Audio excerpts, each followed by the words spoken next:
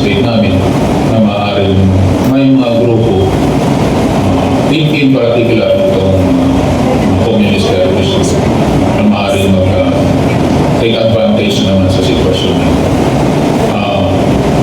Ang assurance po namin sa publiko, sa buong Eastern Visayas, in particular sa mga Nortehano, na ito pong pangyayari ay isang malungkot na kaganapan na kagagawan ng isang individual na sundalo na hindi naman po ito sanction by the command.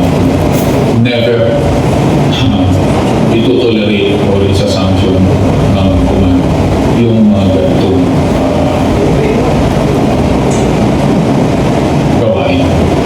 So, hindi po reflection ng organization, hindi po reflection ng isang tunay na sundalo ang ipinamalas ni Corporal Tejero.